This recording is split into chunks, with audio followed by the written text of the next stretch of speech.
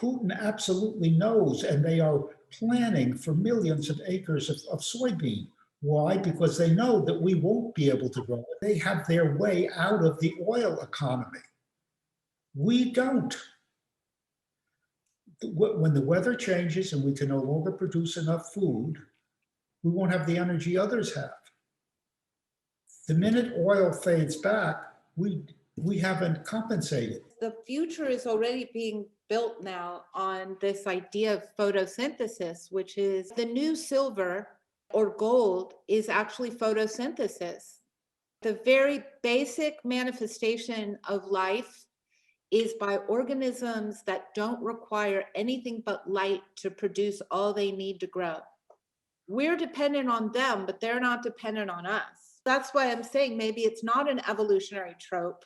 Maybe humans are not an evolutionary trope, but an evolutionary norm.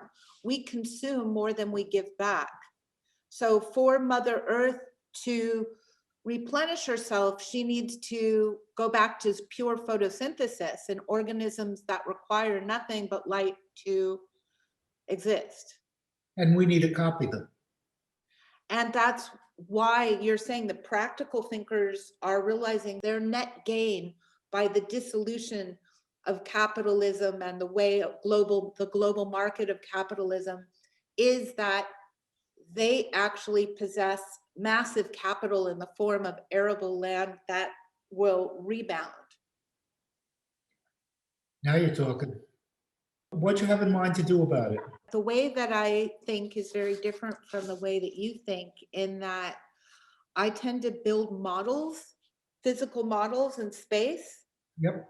Of how things could be, especially if they're scalable.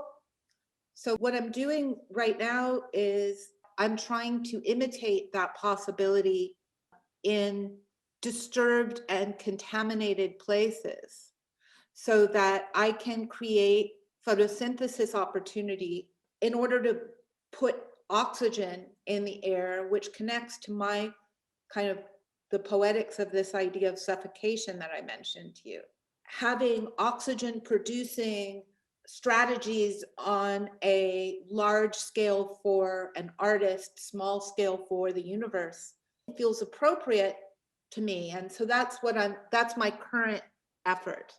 So what to do is not clear. I think we're heading down the wrong way so fast that I'm trying to counter it the largest scale I can while I have these last few years to work.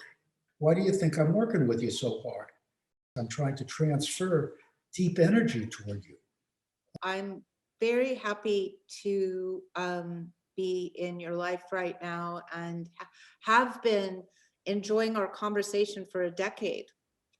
And I consider one of the real fruits of this time of quarantine the fact that we've been able to have a weekly conversation about what we're working on and how we're thinking and how this moment is forming us and Exactly.